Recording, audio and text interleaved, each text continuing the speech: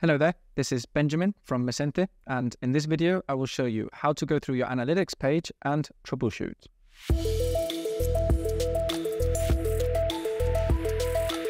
So, you come here to Dashboard to your History tab. Here you will have a history of all the messages that you've sent, both the different channels, different countries, and the different statuses. Now, let's go for those that have failed.